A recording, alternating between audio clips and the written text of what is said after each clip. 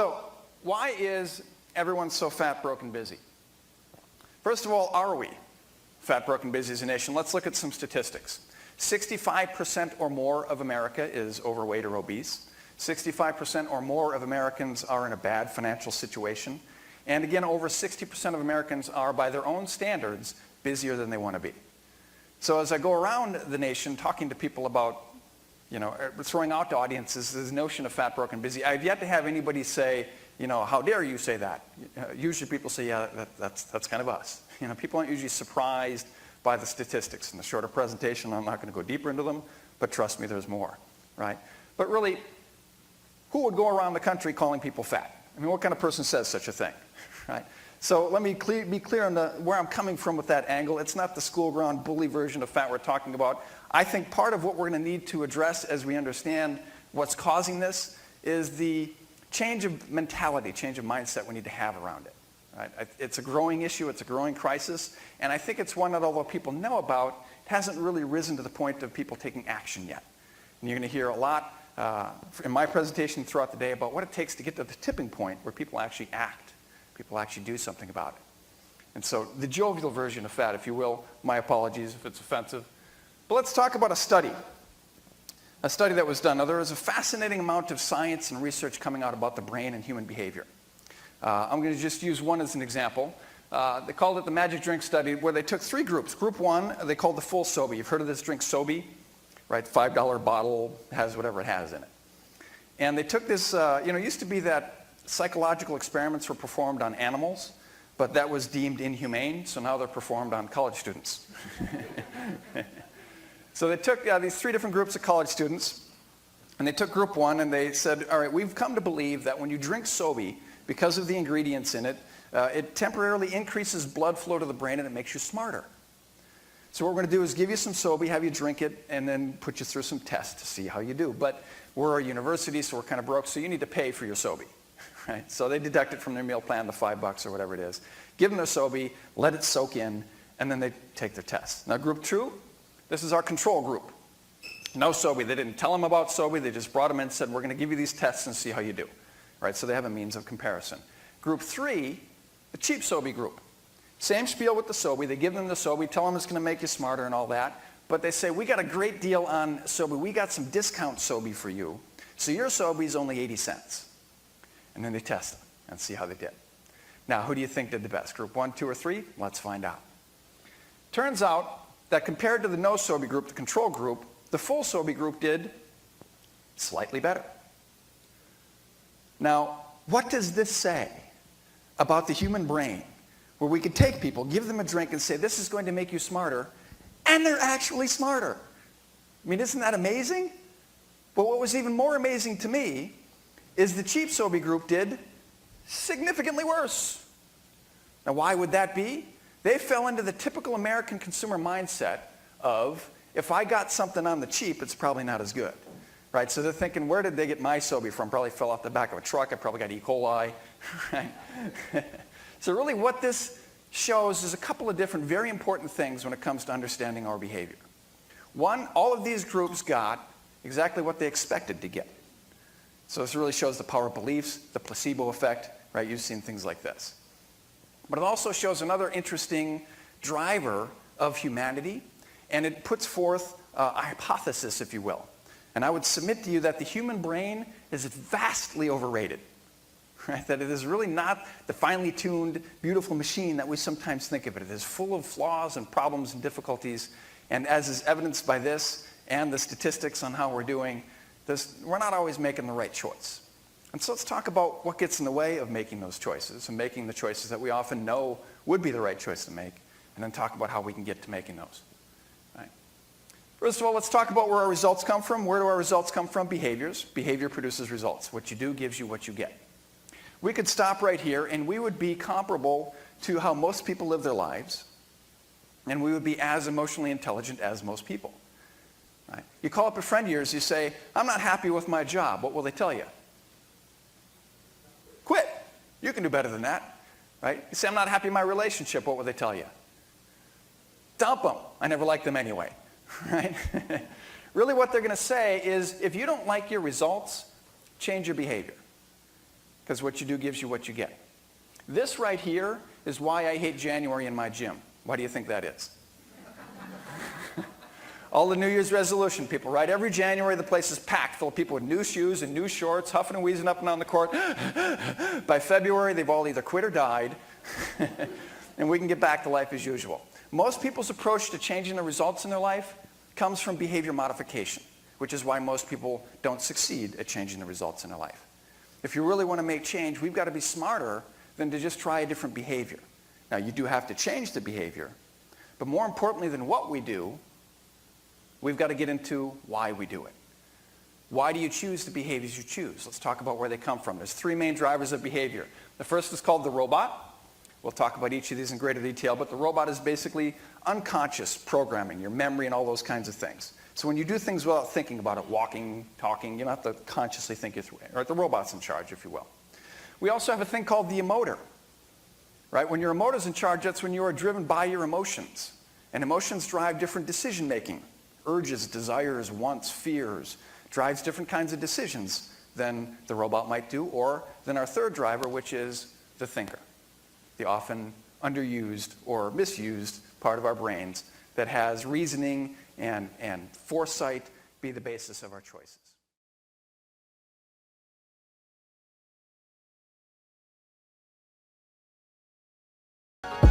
I mentioned in the video that at one point I went from fat and broke to now I'm fit and in a much better financial situation. So someone asked me to kind of break down the mental and physical process that I went through during that transition. It started both financial transformation and physical transformation. It started with a mindset adjustment. And I think that's the most important first step for whatever it is that you're trying to take on in your life, because your personal philosophy about things determines the type of action you take in order to change things or whatever it is, accomplish things, whatever the case may be. So let's just talk financially. I used to operate in survival mode, right? Where I would always, in my mind, it's like, okay, I need to get by. I need to try to get by. I just need to make sure I pay off most of my bills. I need to make sure that I can take care of my children. So my mindset was, I need to just make enough. And because I thought that way, that's all I ever did was just make enough, like barely made enough to get by.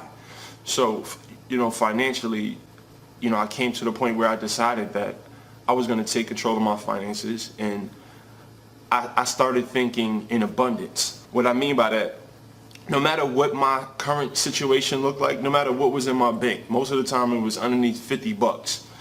No matter what, I always visualized having millions and millions and millions of dollars. You have to stop thinking small. You have to stop thinking survival. You have to start thinking, okay, I know I'm in a place right now where it's not ideal. I'm not in the best financial situation, or I'm not in the best situation with my health, but I know for 100% certain that things are going to change. I'm going to be financially free. I'm going to transform my body. It kind of forced creativity out of me. It forced me to come up with ideas to change my situation. Just the process of every single day trying to make sure that I did something this day that's going to get me a step closer to my goal. And then after a long time, it took a while, it took a few years, things improved incrementally over time. It was tough for me because back then, I was doing a lot of things that I probably shouldn't have been doing. I grew up in an environment where that's what we did to survive. It was really hard to kind of untrain my mind and untrain my natural, survival mechanisms to change the way I did things. And for a while, I suffered a lot while I transitioned from being fat and broke to being fit and doing a lot better. It took a lot of sacrifice. It took a lot of faith. It took a lot of prayer. And it took a lot of making sure that every single day I did something to make the situation better. Like the concept of compound interest. If you did something every single day that improved your situation, now this can be applied across the board, 0.1%. If you're consistent Over the course of years, your situation will change. You'll look up one day and your body will be fully transformed.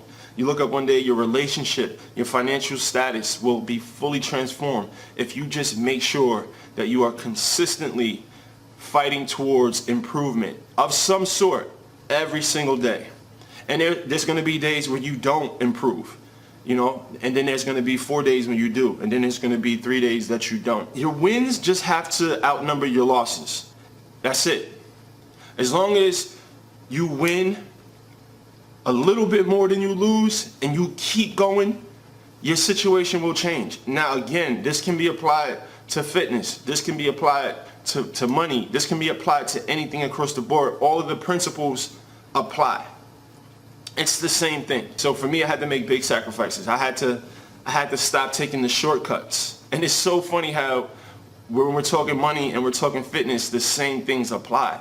I had to stop taking the shortcuts. I had to stop being lazy. I had to stop avoiding being uncomfortable. It was rewarded. My sacrifices financially and me not getting involved with certain things that I was doing that could have potentially, me sacrificing that and just struggling for a while, it forced me to dig deep and to get the best out of me. The best version of myself emerged during that stressful time, while I was in that pressure.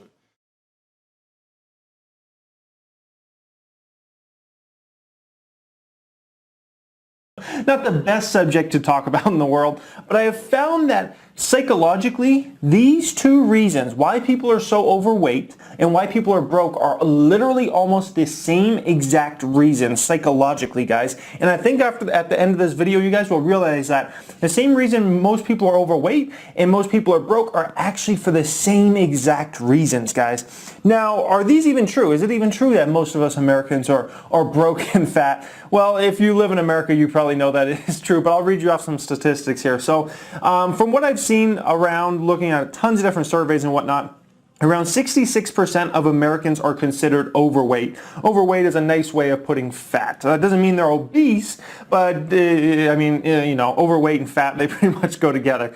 And I found statistics around 50% of Americans live paycheck to paycheck. I've also found statistics as much as 70% of Americans live paycheck to paycheck. You live paycheck to paycheck, you pretty much means you're broke, unless somehow you have a ridiculous amount of savings, which most people would not fall into that category. Let's be completely honest. I mean, the percentage of people that actually have something meaningful saved away, like $50,000, $100,000, we know those statistics are extremely low in this country. We know that as well. So the fact of the matter is, absolutely, if you walk around your local grocery store, 2 out of every 3 people you're going to see in there are going to be overweight.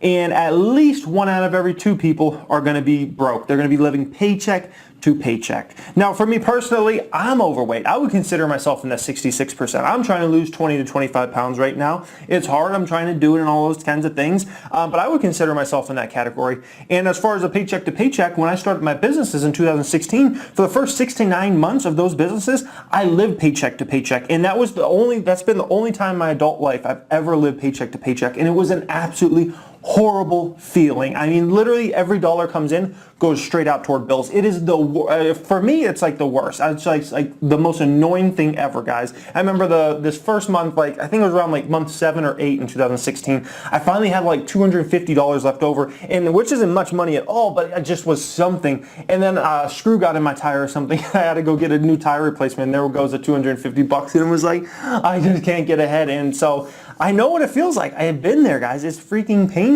So, certainly nothing that's fun. So what is going on here? Well, the first thing is you're going to have a huge segment of the population that say, well, it's not my fault. It's not my fault I'm in this situation. It's not my fault I'm fat. It's not my fault, I'm broke. It's because, I grew up and I didn't have any parents that taught me anything about financial education or whatnot, or it's because, every time I watch TV, they show a bunch of advertisements and it makes me hungry, and then I have to go out to Wendy's and get a big burger and fries and, McDonald's commercials, and then I have to go get ice creams at McDonald's. Like there's going to be a lot of people that just blame it on stuff. And sometimes it's absolutely legit reasons, right?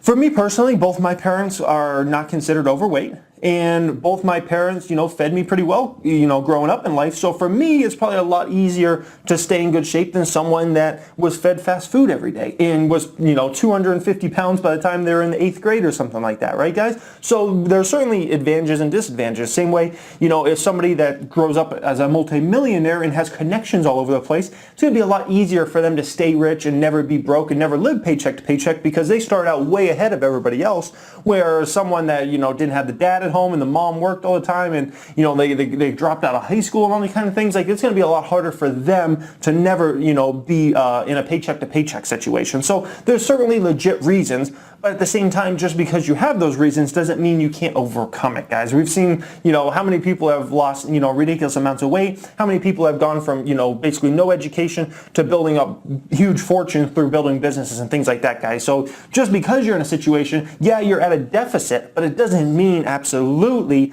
that's the scapegoat, and just because you were put in a certain situation, like that's your scapegoat and you can just hide behind that forever. Absolutely not. So a lot of people, they do just hide behind that. They just say, this is the way it was, and it's hard to get out of this, so I'm just going to be like this for the rest of my life. And they accept that fact. And that's why a lot of people are just stuck in those situations forever, and they'll never get out of them, guys. The next one up here, so as the situation gets worse, it gets harder and harder to recover out of that situation. So whether you are overweight, you're fat, anybody that knows, the more weight you put on, and the older you get, the harder and harder it is to get that weight off. I know for me personally, if I wanted to drop, 10% of my body weight back in the day, like I could run, 5 or 6 sprints and like that would be the work for me. Now I have to run 12 sprints to do the same amount of work, guys. It's a whole different ball game now. It's a lot harder because I've gotten more and more weight. I've gotten older and I have to, be more disciplined in all those kinds of things, guys. So it certainly gets harder and harder. If you are in a bad situation as far as living paycheck to paycheck, then all of a sudden you start taking out debt, you start doing a payday loan, you start doing this and that. Then all of a sudden you get in a worse and worse and worse situation that it gets harder and harder to climb out of that situation, guys. And we know, generally speaking, as you get older, generally your bills go up and up and up. Either your bills are usually your youngest when you first move out of your parents' house or whoever you were living with before, and you start your adult life, as I like to call it. That's usually when your bills are lowest, and usually they get more and more expensive as you get later in life, up until, around, if you get your kids out of the house and whatnot and you're 50 years old, let's say, then your bills start coming back down again. But up until that time, it usually just gets harder and harder to get out of a situation if you're in a bad situation. So that's another reason. So the fifth part here is people procrastinate changing their situation. I've noticed this with people trying to lose weight, and I've noticed this exact same reason with people who are broke and living paycheck to paycheck. They procrastinate changing their situation. They procrastinate going to the gym. Oh, you know what? I'm going to start a gym membership after the new year. Oh, how many people have you been around in life who you've heard that from? It's November, December, and talking about losing weight, and then all of a sudden they're like, well, I'll wait for the new year to start, or they procrastinate this, or hey, we go work out tonight, and, at the park or whatever, we go do runs and whatnot, and then they're like, no, well, I got a busy work day tomorrow, no, I don't think I'll do it. They'll procrastinate even to other people or in their own mind. Same thing with people that are living paycheck to paycheck a lot of times.